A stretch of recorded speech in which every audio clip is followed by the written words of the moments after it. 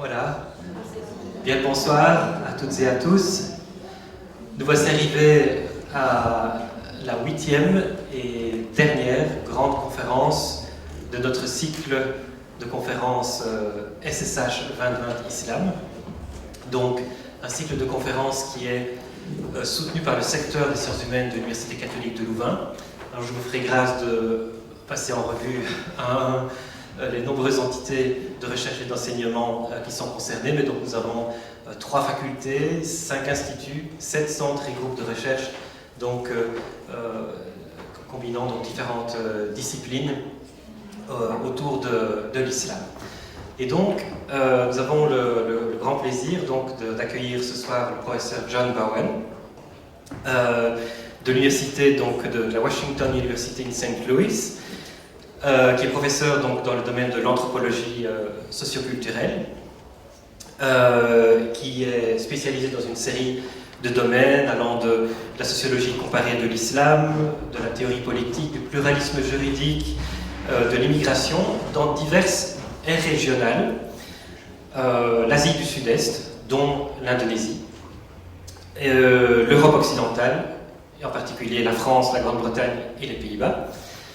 Alors, le professeur John Bowen est l'auteur de nombreux articles de revue, d'ouvrages. Je vais mentionner 2. Blaming Islam, paru aux presses du MIT, dont nous avons une traduction en français. L'Islam, l'ennemi idéal, publié donc en 2014 chez Albin Michel.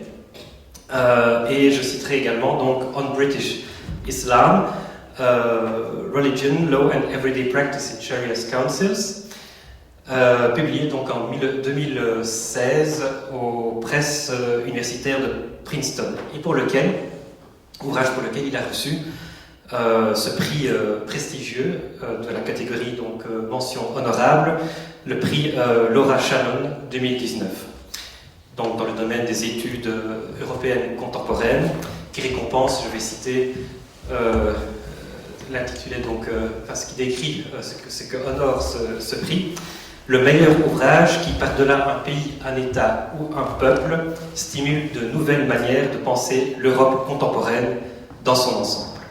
Voilà, j'invite donc le professeur John Bowen à venir me rejoindre ici, et aussi en installant la présentation PowerPoint.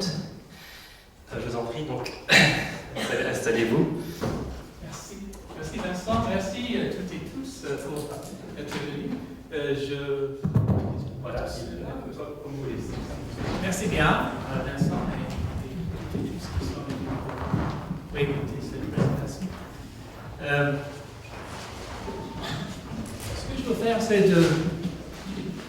de parler en 3 moments dans ce discours, sur 3 stratégies de ce qu'il faut faire si on a envie de critiquer les sentiments d'islamophobie, les mensonges qui font leur apparence dans les médias, et les tendances à continuer à défendre certaines idéologies à dépense de nos concitoyens musulmans et d'autres personnes aussi. Ces 3 moments, d'abord, je veux insister sur l'importance de comprendre la façon dans laquelle les peurs façonnent, guident, même trahissent le raisonnement juridique.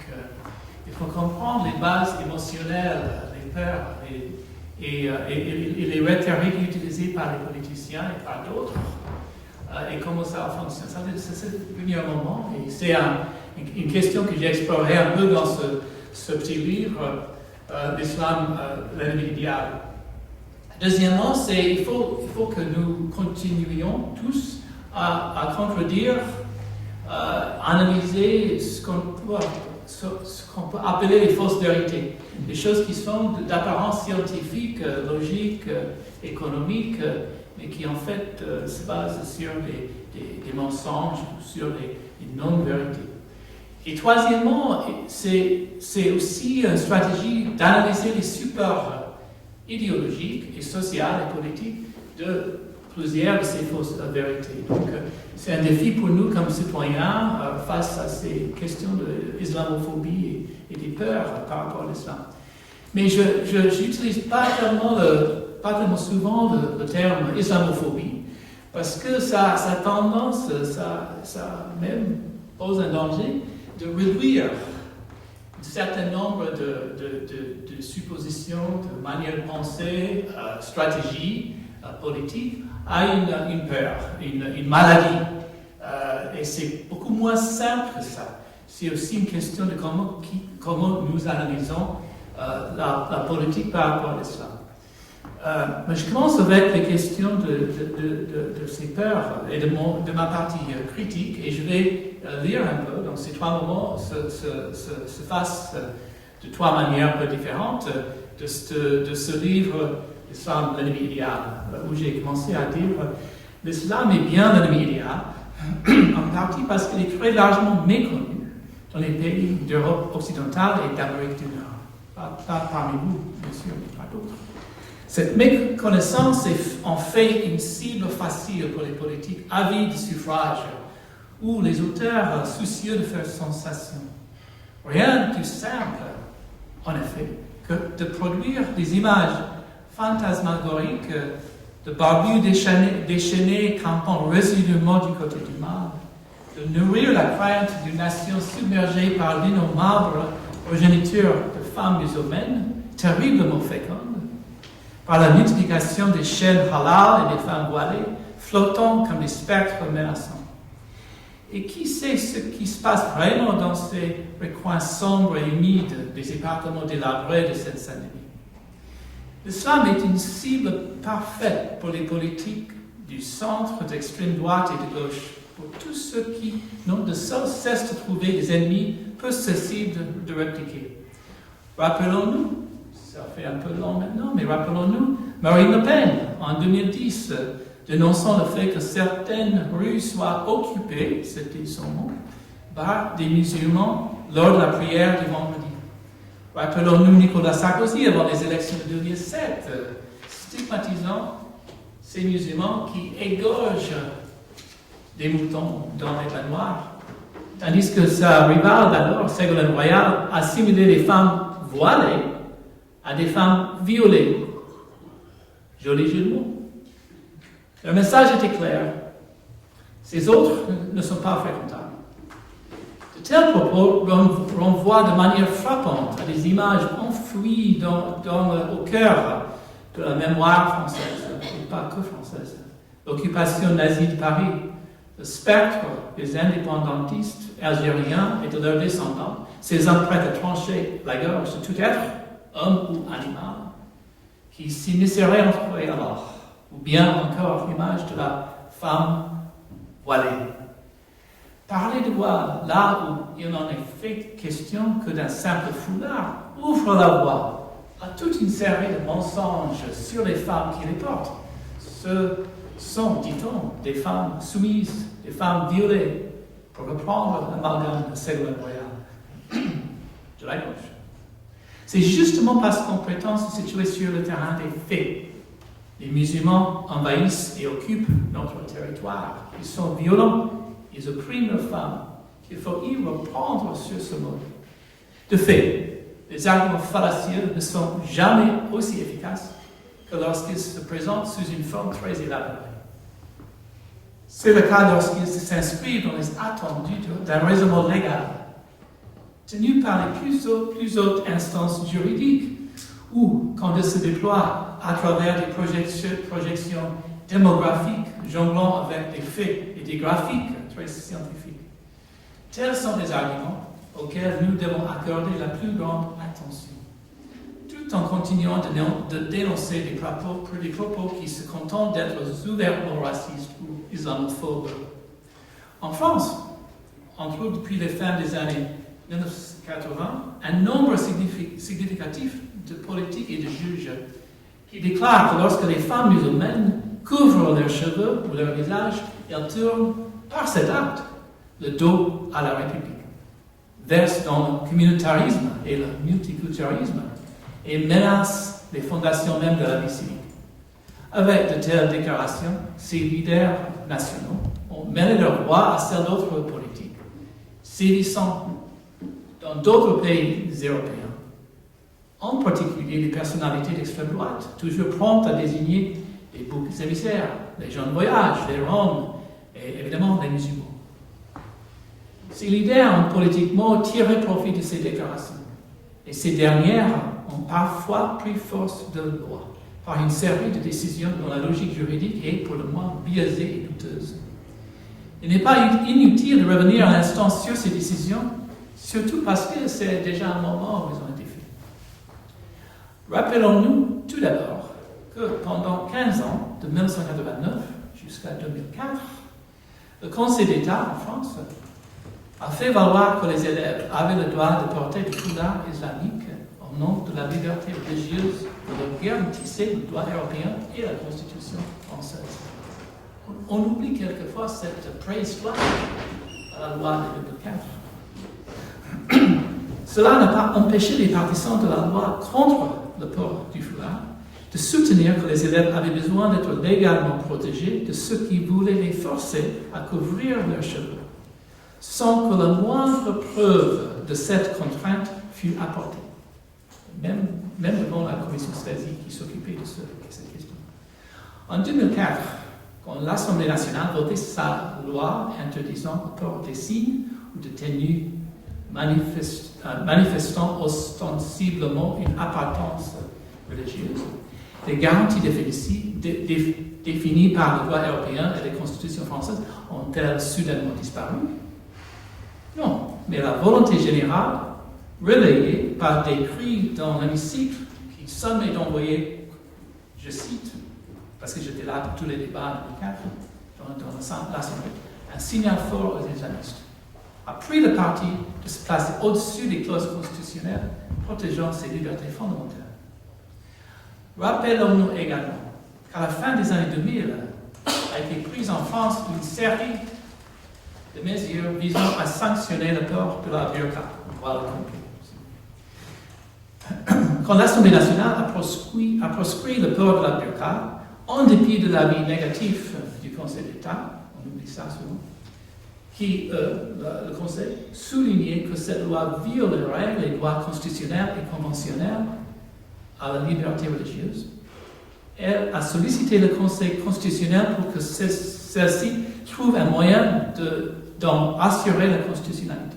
Ce à quoi ce dernier s'est appliqué en inventant, c'est le Conseil constitutionnel, en inventant, sans fondement juridique d'aucune sorte, l'idée selon laquelle les femmes qui portent un voile complet n'enfreignent pas seulement l'égalité entre les hommes et les femmes, mais mettent à mal le principe français de réciprocité et troublent l'ordre public. Comme si un journaliste, on ne peut pas savoir, on ne peut pas voir, trouble l'ordre public si on parle par téléphone avec quelqu'un. Comme le Conseil d'État avait auparavant souligné, cette notion présentait plusieurs difficultés. Cette notion qu'il y a ce trouble à l'ordre public. Elle n'avait pas plus en France qu'ailleurs de fondement juridique. Elle ne se justifiait pas d'un point de vue empirique et posait des problèmes de mise en œuvre. Et pourtant, le Conseil constitutionnel décida que l'idée de trouble à l'ordre public pouvait justifier, dans ce cas de figure, une limitation à la liberté religieuse. L'invention de notions pseudo-légales s'est poursuivie dans d'autres cas en France. Par exemple, ce fameux, à cause du nom, cas de la crèche privée Babylou, Jameson. Et on peut analyser des cas parallèles dans notre pays, comme je fais dans le livre pour les supposés juges américains qui appliquent la charia. On sait très bien, est vrai aux États-Unis, même si ça n'a jamais passé. C'est devenu une sorte de rumeur généralisée. Mon propos ici est que dans chacun de ces cas, il faut sortir du dogmatisme. Que celui-ci consiste à défendre des positions sans en évaluer le bien fondé, à les rejeter avec des arguments qui portent non sur les arguments eux-mêmes, mais sur les personnes qui les tiennent. Après tout, ces affirmations pourraient être vraies. Il se peut que les juges américains appliquent le charia, etc. Mais c'est pas vrai. Donc ça exige une attaque sur les faits, empiriques et d'exposer les fausses vérités pour ce qu'elles sont, c'est-à-dire fausses. Donc je tourne à ça maintenant, deuxième moment de ce discours. Comment s'attaquer, l'importance de s'attaquer aux ces fausses vérités. Et je prends comme exemple cette idée du grand remplacement. Pour tenter de réfuter les arguments en faveur de l'assimilation, les auteurs anti-musulmans arguent que la population musulmane continuera de présenter des taux de fécondité plus élevés, parce que c'est un commandement du prophète, et aussi que cela sert sa stratégie de conquête du pouvoir en Europe. Des sites anti-musulmans prédisent ainsi qu'en 2050, la population en Europe sera à moitié musulmane. Des chefs de file conservateurs, tels que Patrick Buchanan et Bernard Lewis aux États-Unis, de concert avec des organismes partisans comme le Population Research Institute, et quelques intellectuels en Europe, tels que Eric Zemmour en France et Martin Amis en Angleterre, ne cessent de nous avertir. L'Europe et le christianisme sortiront perdants de cette guerre de berceau avec l'islam. L'auteur de cette phrase, le grand remplacement, Renaud Camus, c'est un Français. Et ce qui est vraiment bizarre, alors ça c'est tout à l'heure, le grand remplacement, c'est ce genre d'image qu'on voit sur les médias aujourd'hui. Mais voilà, c'est les gens qui viennent de l'Italie. Ce qui est vraiment bizarre, c'est la façon dans laquelle, à Charlottesville, il y a 2 ans, vous vous souvenez tous de ce qui se passait à Charlottesville, c'est qu'il y avait un slogan samedi, Jews will not replace us. Personne ne comprenait pas qu'est-ce que ça veut dire, d'où ça venait, Jews will not replace us. Alors dans les analyses, dans les médias, dans les analyses même maintenant aux États-Unis, on essaie de relier cette idée des propos anti-juifs avec des propos anti-noirs. Peut-être qu'il y a une haine contre les deux, alors que personne ne parle d'une guerre de berceau avec les juifs. Le problème, c'est que cette phrase a pris sa propre vélocité, sa propre logique, en venant de Renaud Camus et appliqué à la situation en Europe. Et ça est devenu un slogan juste pour la haine aux États-Unis, où on ignore complètement son origine. La vidéo Muslim Demographics, qui se répand déjà depuis quelques années, mais ça continue à être cité de manière presque virale sur le net, déclare qu'en France, le taux de fécondité moyen est de 1,8 enfants par famille, alors qu'il est pour le moment, pour les musulmans de ce pays, comme vous voyez, ça c'est la France, de 8,1 enfants par famille. Et que la France sera dans, je cite, dans à peine 39 ans, une république islamique. Ces données ont été contestées avec la fermeté qu'il convient. Mais il faut aller plus loin. Outre son caractère fantastique, la France ne collecte même pas de données par religion. Il ne faut pas voir ce genre de chiffres. Cette thèse présente 2 défauts majeurs qu'il importe de souligner. Ça, c'est aussi de ce site, du grand remplacement. Alors, c'est pas vraiment voilà. Bon, je vais juste vous expliquer parce que c'est pas vraiment lisible. Non, c'est pas vraiment lisible, je suppose. C'est que ça vous donne une idée du taux de croissance des musulmans. Merci. Par région, et vous voyez que c'est à la baisse partout, y compris en Europe. Ça vous donne une idée. D'accord. Et puis, peut-être plus important encore, c'est que les taux de fécondité dans les pays musulmans, en général, donc proviennent, la plupart des immigrés en Europe, baissent sensiblement. Au Maroc, par exemple, ça c'est juste pour l'Afrique. Au Maroc, entre 1985 et 2003, le taux de fécondité est passé de 4,5 à 2,5. Et on prévoit qu'il sera de 1,9 d'ici 2030 ou 2035, soit un taux voisin du taux européen et légèrement inférieur au taux actuel en France, qui est de 2,1. On voit cette baisse parmi les populations du Moyen-Orient. Et puis, voilà, ça c'est pour l'Europe.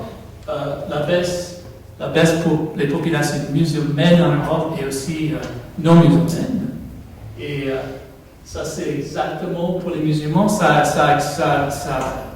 illustre exactement ce qu'on aurait pensé, que les femmes musulmanes qui sont nées dans les pays européens font exactement ce que les démographes prédisent. Elles ont moins d'enfants. Leur taux de fécondité diminue rapidement, rejoignant celle des femmes non musulmanes. L'étude de 2011, c'était la dernière faite par Pew Research Center, estime que le pourcentage de musulmans en Europe, qui était de 6% en 2010, devrait passer à 8% en 2030. La France et la Belgique compteront la plus forte proportion des musulmans, ça c'est selon la projection de Pew, avec un peu plus de 10% en 2030.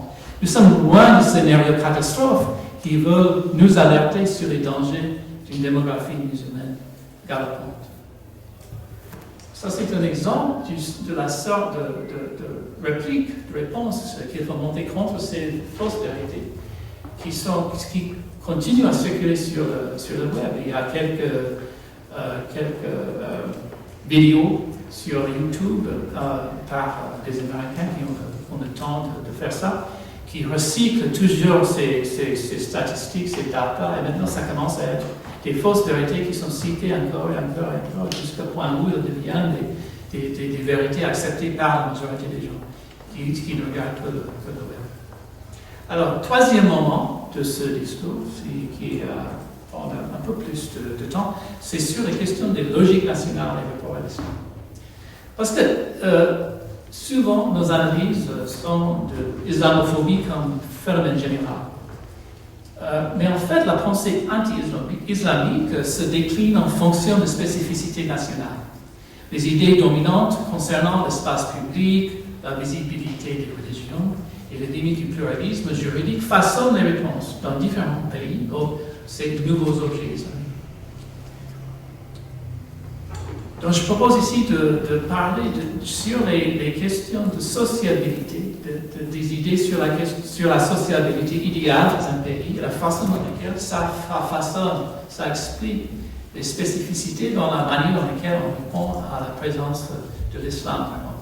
Je vais commencer avec une révision de votre cours sur Emile Durkheim, sur les bases de la solidarité sociale. Excusez-moi si ça vous fait penser à des moments peut-être pas les plus joyeux de votre jeunesse sur les bancs de l'école, mais c'est quand même Emile Durkheim qui continue à être utile.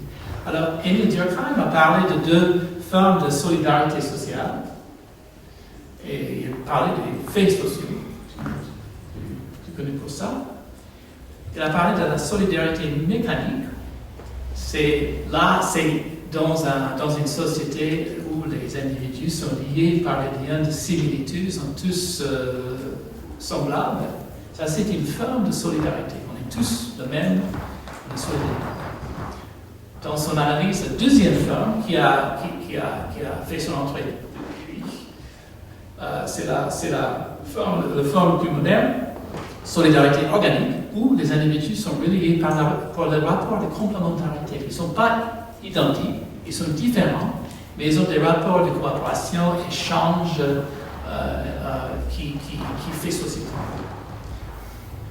Alors très, je dirais presque grossièrement, je vais utiliser ces deux idées comme des idéotypes pour parler de la France et des Pays-Bas. Pas pour dire que la France est solidarité mécanique et les Pays-Bas sont caractérisés par solidarité organique, mais dans un certain sens, les théories françaises et néerlandaises, hollandaises de la solidarité reflètent un tout petit peu ces deux pôles. C'est juste un exercice de pensée. Je vais commencer par parler de l'identité de la personne, et puis la question de l'espace public, et puis je termine avec ça.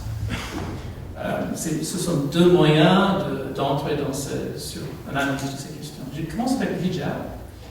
C'est une photo de deux de ces trois jeunes filles qui ont été expulsées de leur collège en 89 à cause de leur port de l'hijab.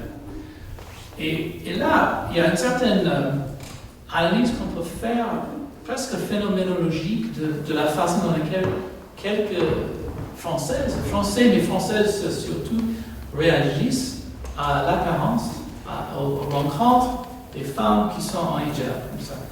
Je cite une amie très proche de moi, je vais l'appeler Ariel, qui m'a décrit une fois, un jour, sa rencontre dans le métro avec une jeune femme en hijab, un peu comme le hijab noir, ici sur votre, c'est bleu, sur votre gauche. Il a dit, j'ai rencontré une femme aujourd'hui, elle était complètement voilée, mais ce qu'elle voulait dire, c'était ça, c'était pas un bureaucrate.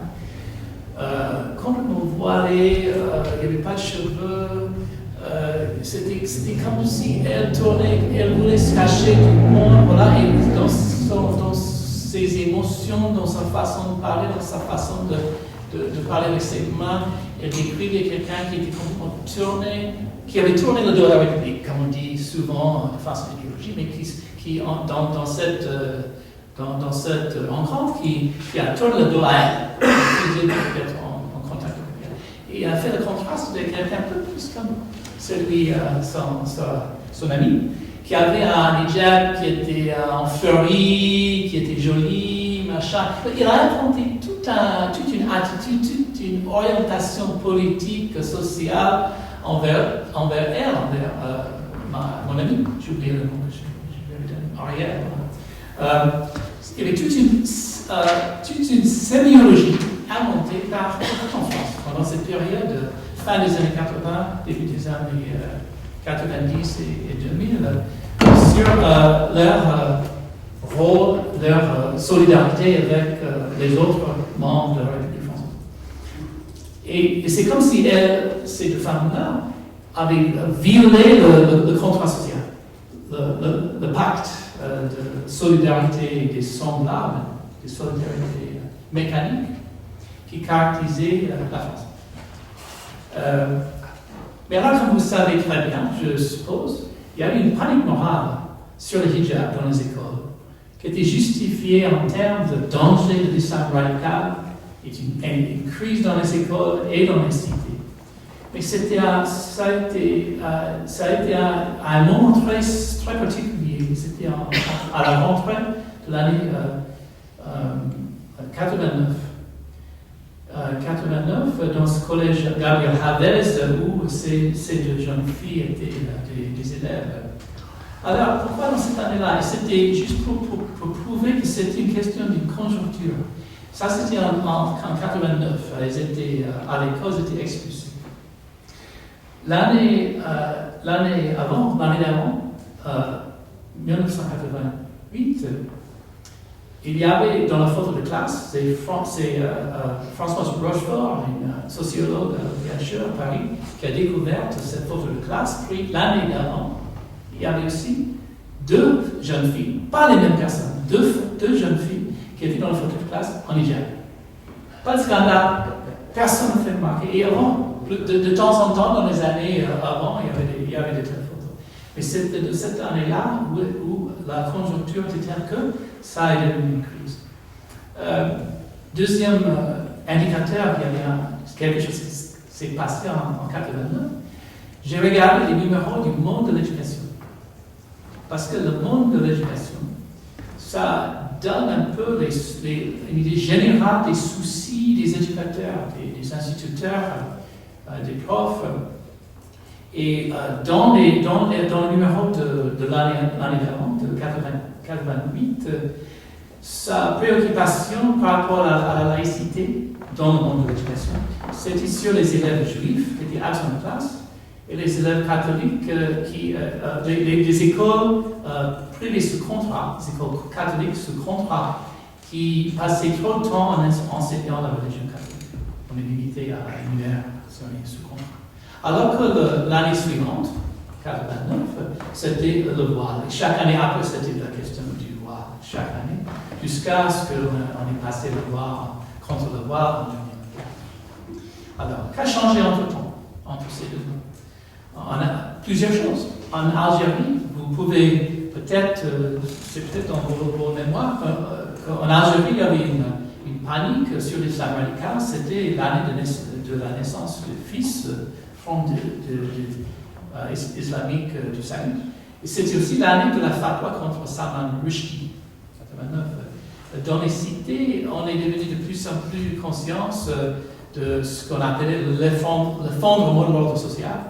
Il y avait, à partir de cette année, il y avait une succession de livres, de témoignages par des jeunes femmes qui étaient violées, harcelées, etc., par les monfrères.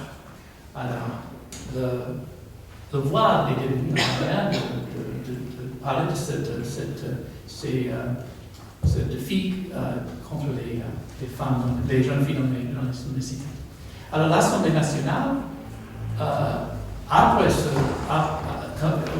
dans ces débats sur la loi de 2004, parlait de la crise du voile comme une opportunité d'envoyer un message aux islamistes, aux radicaux. Donc, c'était une crise par rapport au corps de la femme, pas parce qu'il y avait un problème avant, mais parce que ça symbolisait un problème dans la solidarité au sein de la société française. Preuve dans l'école et aussi dans les cités. Deuxième moment où il y avait aussi une crise dans l'identité collective, c'était le moment Charlie en 2015. Et voilà. Vous vous souvenez tous de ça. Là, c'était un moment de faire vivre, faire apparaître la conscience collective de la société française après les attaques à Paris, dans le bureau de Charlie Hebdo et dans le magasin Cacher, où si vous ne joignez pas à des manifestations de la conscience collective comme celle-là, dans la place publique, ou si vous ne jouez pas le jeu dans les classes le lendemain, où tous les écoliers ont été appelés de manifester leur solidarité avec Charlie en disant « je suis Charlie », ça signifiait que vous n'étiez pas complètement, totalement partie de la France. Vous avez trahi en quelque sorte le contrat social qui était un contrat social qui dépendait de la solidarité mécanique.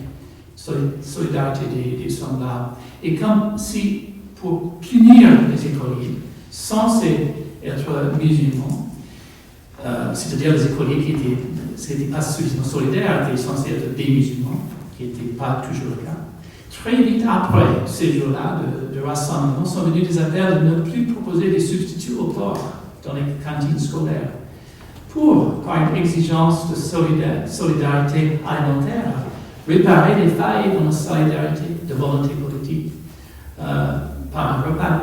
Donc, ça est devenu une sorte de solution à cette faille en solidarité. Ça, c'est pour la question de la manifestation par le comportement des gens de la solidarité mécanique. Alors, la deuxième dimension de cette solidarité mécanique, c'est ce qu'on fait dans l'espace public. Et même déjà dans ce cas-là, on voit que le caractère indifférencié de l'espace public peut se servir comme reflet et garant de la solidarité mécanique. Alors, on voit ça dans cette manifestation à propos de Charlie, mais on a déjà vu en 1905, où l'Assemblée nationale débattait la loi sur la séparation des églises et des églises et de l'État. Et je vais citer les discours d'Aristide Briand. Aristide Briand était le rapporteur de cette loi. Il était quelqu'un qui était libéral général, mais il a fait des remarques intéressantes sur la question de l'espace public et l'importance de voir l'interdit des signes religieux dans la place publique. Je cite, c'est la 44e séance des délibérations sur la loi en 1905. Je cite brillant.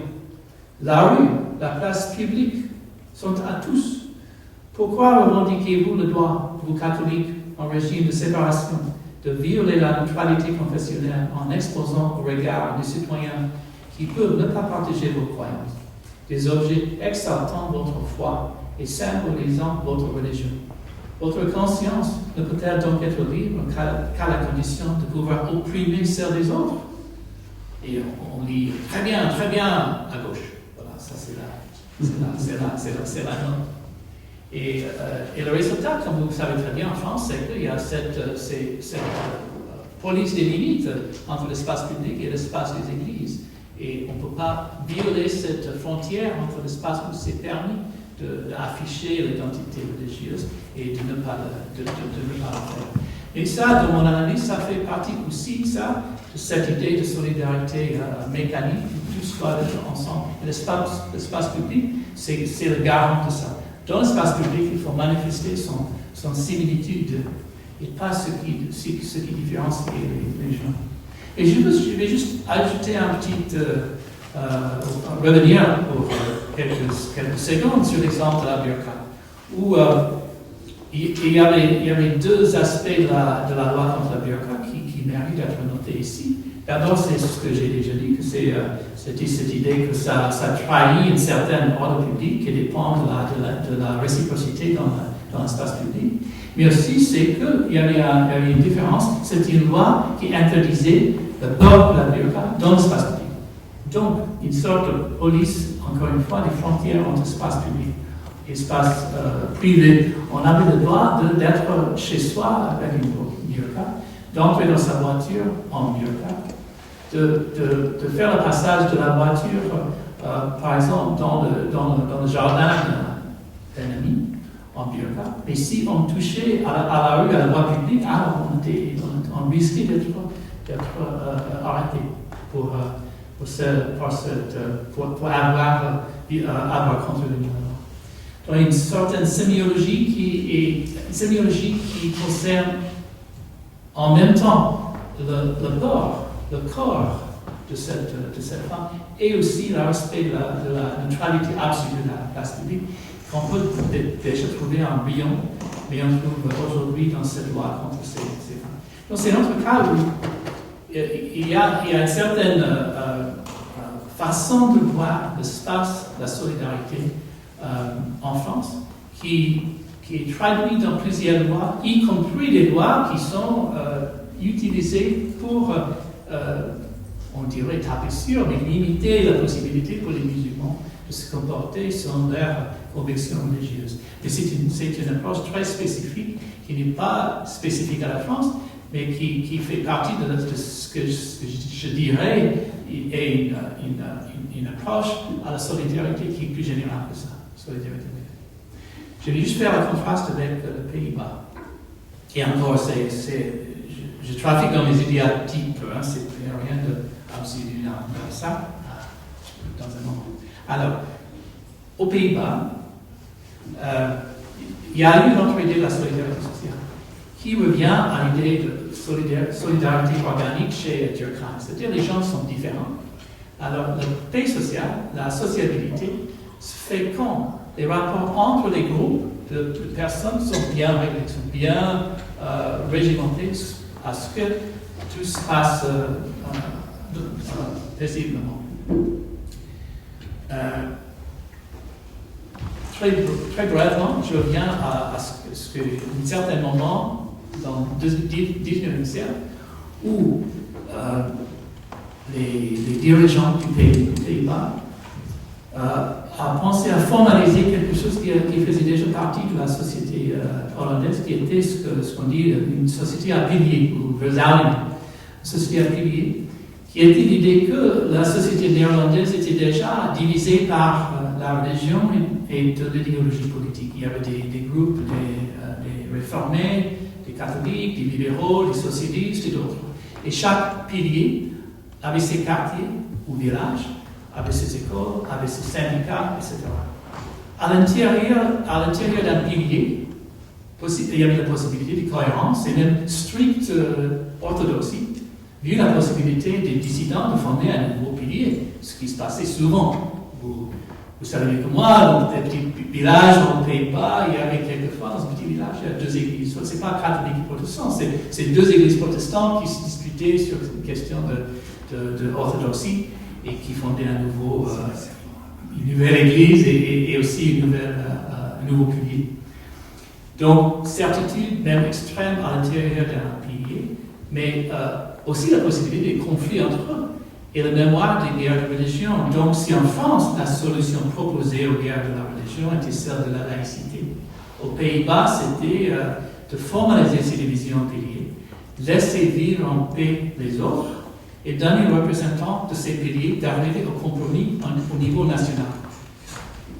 En fait, ça a été depuis longtemps l'image de la vie politique que les Hollandais présentaient aux autres.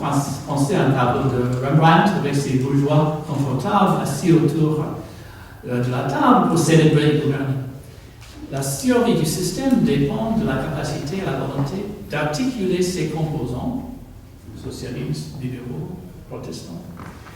Et à ce niveau-là, et souvent on invoque aux Pays-Bas le système Polder, où l'idée de coopérer, où les gens collaborent, travaillent ensemble pour drainer un terrain, pour le rendre utilisable pour l'agriculture. C'était la collaboration, la coopération qui était l'idéal aussi pour vivre. Quand, dans les années 60 et 70, des nouveaux vagues d'immigrés sont arrivés, les Hollandais ont fait appel aux idéologies et aux modèles qu'ils avaient utilisés auparavant pour intégrer notre groupe, plus ancien. Mais ce modèle avait déjà cessé de fonctionner très bien. Il y avait des bouleversements dans les années 60-70, culturels, sociaux, économiques. Et après une série de scandales idéologiques, surtout l'assassinat de Pim Fortuyn, Tellenhoff, de nouveaux acteurs politiques, notamment Geert Wilders, on fait appel aux valeurs hollandaises pour s'attaquer à l'islam. Il signalait en particulier à une non-compatibilité de l'islam avec les valeurs d'égalité homme-femme et la liberté sexuelle, surtout par la communauté LGBT. Et pour les immigrés, qu'est-ce qu'on fait avec les nouveaux venus du Maroc et de la Turquie en particulier? La réponse était de faire quelque chose un peu dans le modèle, l'ancien modèle des piliers, avec des subventions aux associations des immigrés, aux écoles et aux autres institutions. Et donc le point de danger, ça c'est très bien, mais tout le système des piliers dépendait de la possibilité de faire s'articuler au niveau des composants. Alors il est devenu le moment scandale. Ce moment scandale était le refus d'animum de serrer la main d'une ministre, Rita Verdon, une ministre pour l'intégration et l'immigration à ce moment. Et elle dit, je ne suis pas comme vous. Oui, c'est vous. Je ne suis pas comme vous. Pourquoi vous refusez de me serrer la main? Alors ça, c'est une crise parce que tout ça dépend de la possibilité de se serrer la main, en fait, à ce niveau. Pour l'extrême droite, ce refus démontre le refus des musulmans d'accepter les valeurs hollandaises, les valeurs occidentales. Quelques semaines après, avant une nouvelle réunion des imams avec la ministre, les autres imams, la grande majorité, ça c'était quelqu'un en particulier, mais la grande majorité des imams se préparaient. Ils ont, pour le plupart, lui serré la main. Mais en même temps, ils ont fait barrage pour maintenir les quelques-uns qui toujours refusé de le faire à la périphérie pour qu'il n'arrive jamais devant la ministre. Ça se passait plutôt bien. Alors, le résultat de ce développement dans l'idée des piliers était de pousser à l'extrême la valeur de la liberté. C'était le deuxième.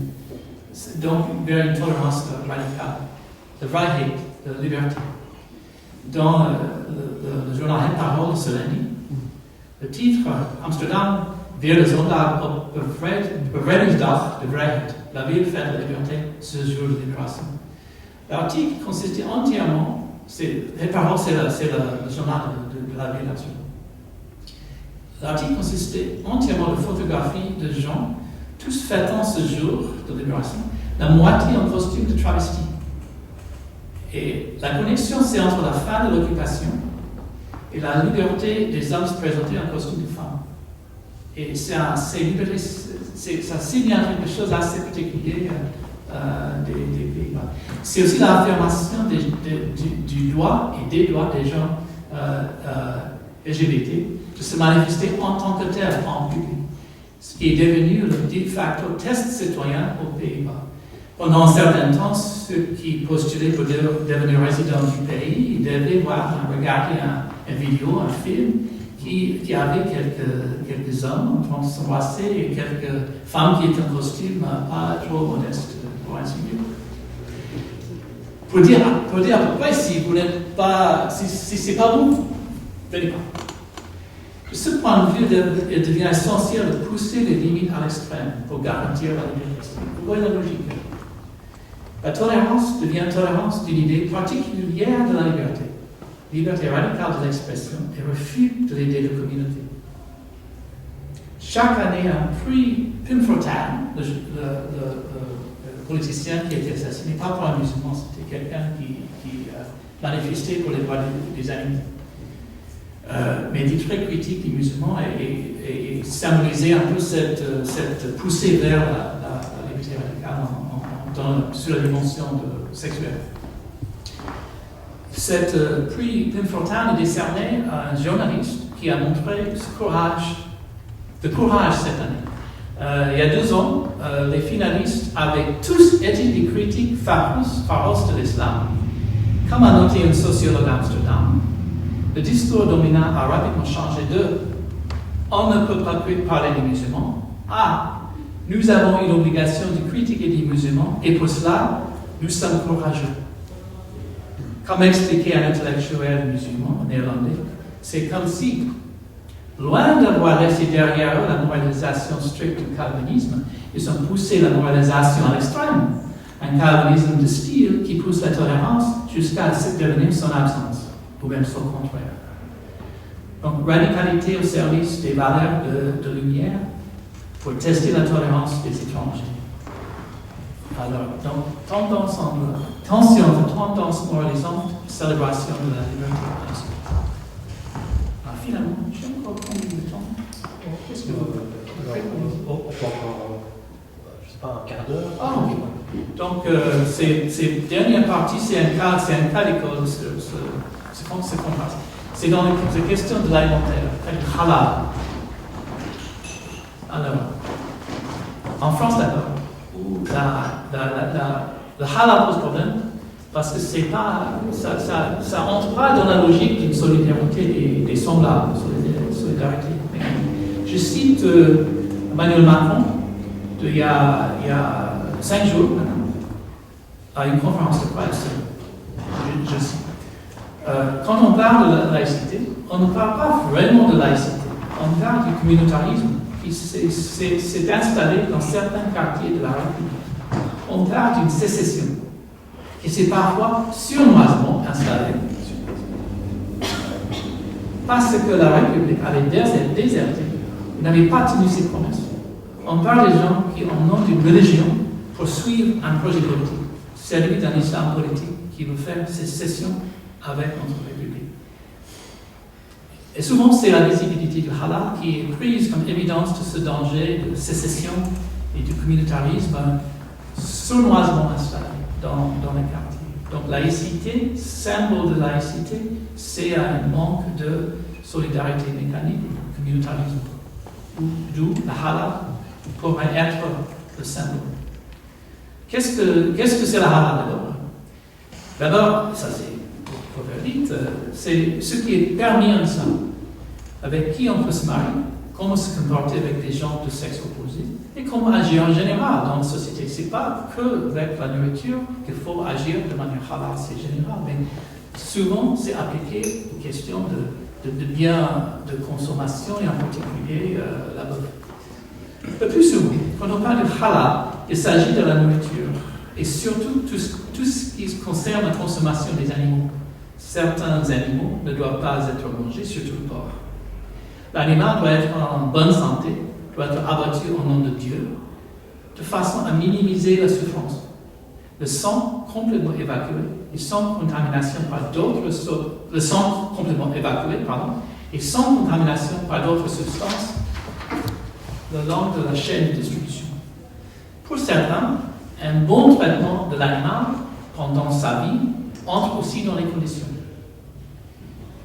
Un débat autour de la question de est-ce qu'il faut étourdir l'animal ou pas est là, et vit entre des musulmans, des savants musulmans, y compris eux. Même si en Europe, l'étourdissement de l'animal est exigé, les États membres peuvent accorder une dérogation à cette règle, ce qui est le cas en France, aux Pays-Bas, en Royaume-Uni et dans d'autres, mais pas tous, étant membres. En France, où tout est saturé par l'État, la condition pour que cette dérogation soit accordée est que l'État désigne les sacrificateurs, ceux qui abattent la bête. Et parce que l'État n'a pas le droit d'immiscer directement dans les affaires des cultes, et l'organisation du sacrifice est considérée comme une affaire du culte, l'État désigne en France 3 intermédiaires qui, eux, désignent les sacrificateurs. C'est toujours compliqué en France. Il s'agit des 3 mosquées de Paris, Évry et Lyon, ou plutôt leurs jumelles civiles, association loi de 1901, plutôt que, côté culte, les associations loi de 1905. Encore, c'est compliqué. Ce jeu de frontière cherche à préserver les compartiments qui se situent au cœur de la logique française de gouvernance du culte. Cet espace, cette séparation d'espace, séparation de personnes. Cette délégation de pouvoir par l'État a nourri des soupçons, surtout dans le cadre de la mosquée de Paris, que ce monopole a rendu possible des prélèvements excessifs par la mosquée. Et ces soupçons ont été renforcés quand le recteur de la mosquée de Paris, en 2016, a dénoncé sa propre service d'inspection des abattoirs. Alors, les scandales en France sur le halal, le nexus espace public, solidarité mécanique, absence de signes religieux, très utile quand on veut l'invoquer, est apparemment troublé davantage par le secteur alimentaire que par le culte lui-même. L'accusation de sécession par certains quartiers, vous avez entendu ça dans le discours de presse de Macron, il faut entendre musulmans, si on entend certains quartiers, c'est musulmans, même si on n'ose pas dire le mot, et de temps en temps provoqué par la présence de magasins ou restaurants entièrement halal. Je cite quelques exemples, juste pour vous donner une idée. En 2010, 8 restaurants fast-food quick. Ça c'est de la fête de libération. Je vous dis ça. Okay. 8 restaurants fast-food quick, ça c'est Montpellier, ont éliminé tout produit non halal de leur menu. Le hamburger halal est devenu le symbole de la controverse. Et pourquoi une controverse? Une controverse. La logique, vite expliquée aux journalistes par la maire de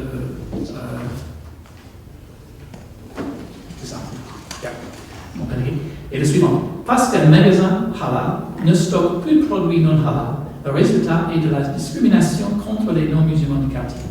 Et qui pourrait passer par le quartier pour se restaurer vite?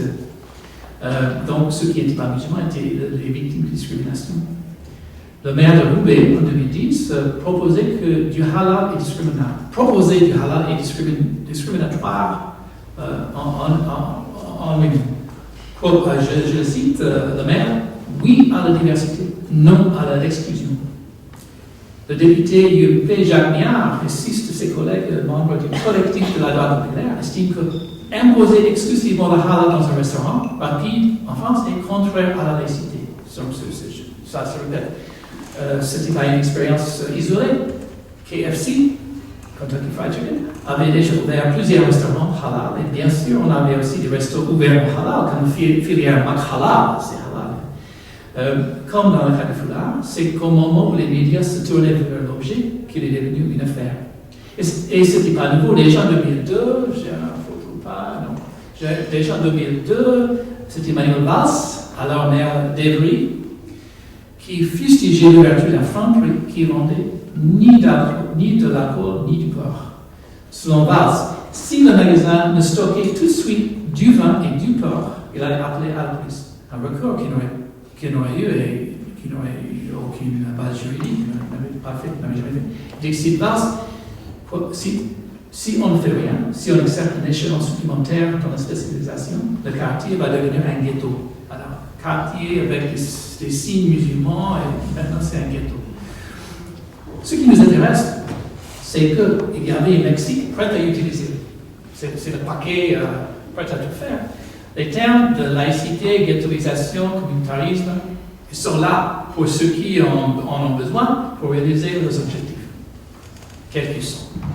Selon cette ligne de pensée, un resto halal crée du mur communautarisme là où il n'existait pas avant. Et par sa spécificité, que du halal, que pour les musulmans, érige des signes de différence religieuse dans ce qui était des espaces publics et ouverts à tous. Donc, logique d'espace.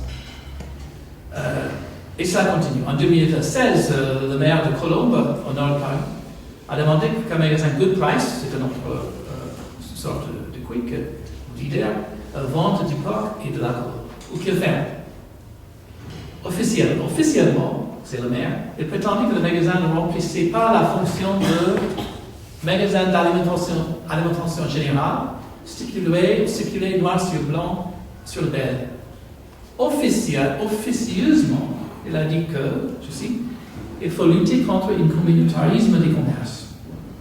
On se situe moins sur le plan de la laïcité que sur celui de la mixité sociale et d'un service de proximité. Il rappelle, fin de citation, le maire rappelle que la mère s'était elle-même rendue dans le magasin pour demander aux gérants de rajouter quelques références d'alcool et du jambon. Seulement quelques-uns auraient suffi. Mais le gérant du Good Price a estimé qu'il n'y avait pas suffisamment de demande pour ce type de produit. Une réponse complètement économique. Alors ça, c'est l'expérience en France. L'expérience aux Pays-Bas, c'est complètement différent. Ça, c'est plusieurs des produits Mecca Foods. Mecca Foods, c'est une chaîne de distribution, c'est une ferme. C'est une société de production de plusieurs sortes de nourriture, pas que le Mecca Foods, et qui était créé par un non-musulman. Les dirigeants ne sont pas des musulmans. Mais il a créé ça pour proposer aux musulmans de aussi apprécier du bœuf, de la viande, de la nourriture typiquement hollandaise. Alors, est-ce qu'ils avaient vraiment envie ou pas de manger des croquettes? Je ne sais pas. Et ça, c'était la logique. Donc, juste pour résumer, en France, Pays-Bas, en France, l'introduction d'une marque halal dans l'espace public provoque un tollé, parce que c'est censé diviser les citoyens. Tandis qu'aux Pays-Bas, la fabrication des produits halal est typiquement néerlandais. Donc, c'est marqué halal, mais aussi typiquement néerlandais, est motivé par un souci de la part d'un gérant non musulman d'intégrer les immigrés. Et c'est largement célébré comme tel par les musulmans, par les non-musulmans. Ce qui fait scandale aux Pays-Bas concerne deux choses relatives à halal. Pas Mecca Foods, pas du tout. D'abord, ce qui fait scandale aux Pays-Bas, en fait, d'abord que les exports de la viande contiennent des impurités. D'où l'importance de ce marché dans l'économie hollandaise, c'est un marché d'export. Cette éventualité fait peur. Notamment, une émission en 2010 révélait la présence dans 9 sur 10 dans le kebab de différents restaurants qui prétendaient être composés entièrement de moutons, d'autres espèces, moutons, bœuf, dinde, poulet, et même dans un cas, 100% porc. Pire, les échantillons contaminés ont été déjà exportés vers la France et ils avaient trouvé la même chose dans le cas d'une usine en Belgique. Cette découverte a renforcé le soutien donné au parti pour te dire, le Parti pour les animaux, qui en 2010, avec 2 sièges au Parlement, a fait campagne d'interdire l'abattage sans étourdissement. En fait, la quasi-totalité de viande halal exportée des Pays-Bas est abattue avec étourdissement. Donc ce n'est pas un problème réel. La mesure a été votée dans la Chambre, mais pas dans le Sénat, où on a trouvé trop restrictive des libertés de la religion. Finalement, et c'est toujours en cours, mais ça a commencé en 2017, finalement, le secrétaire d'État pour les affaires économiques a fait valoir qu'à partir de 2017, le gouvernement interdirait l'export des produits halal, kasher, produits sans étourdissement, et que dans le pays, ces produits, je cite, seraient disponibles que dans les communautés religieuses. Marche pas en France, cette logique. Selon lui, abattre sans étourdissement contrevient aux valeurs hollandaises et donc doit être strictement limité aux membres de ces deux confessions, donc aussi les juifs, pour le kasher. Je note, et on peut discuter plus tard, mais je peux plutôt peut-être envoyer des références. Cette ordonnance rappelle presque paragraphe par paragraphe les mesures prises dans les années 20 et 30 par rapport aux juifs. Et voilà, si en France, ouvrir un magasin ou restaurant halal dans un quartier avec un certain nombre d'immigrés est considéré contredire les valeurs de la mixité, encourager le communautarisme et discriminer contre non-musulmans, aux Pays-Bas, c'est précisément dans ces magasins et dans ces quartiers où on doit vendre des produits halal. On protège les valeurs hollandaises par limiter les choses indésirables aux quartiers musulmans et par cette mesure éviter la mixité des chaînes de distribution. C'est exactement l'inverse dans la société. Même si les tensions et les préjugés par rapport à l'islam se ressemblent dans ces deux pays, ces idées maîtres concernant l'espace, le public et la pratique de la religion diffèrent telles que les résultats peuvent diverger considérablement, même avec des résultats complètement opposés. Donc je résume très brièvement, mais il y aura des questions ce qui est plus intéressant, c'est-à-dire ce que je propose, c'est qu'on prend plusieurs voies, on adopte plusieurs stratégies à contrecarrer les idées, les pratiques, les constats qui sont mobilisés contre les musulmans, contre d'autres minorités. Il y a toujours la même possibilité de stratégie, d'agir stratégiquement. D'abord, de comprendre comment les peurs, dans le cas des décisions du Conseil d'État, du Conseil constitutionnel, de comprendre la manière dans laquelle, derrière ces logiques très logiques, juridiques, etc., il y a toujours des peurs, des pressions politiques qui façonnent et même qui trahissent l'esprit des lois. Et ça, il faut vraiment dénoncer. Et il faut des gens qui ne sont peut-être pas dans le pays pour les dénoncer, les Hollandais, les Belges, les autres. Deuxième, que le fait qu'il y a des vérités, des soi-disant vérités qui sont présentées de façon très scientifique, avec des graphiques, avec des chiffres, comme dans le cas de ces fausses vérités démographiques. Il faut vraiment les dénoncer de façon scientifique aussi, pas tout simplement dénoncer les radicaux, dénoncer le caractère des politiques de l'extrême droite, mais prendre très sérieux le fait qu'il y a des fausses vérités qui circulent, qui doivent être dénoncées de la même manière, scientifiquement.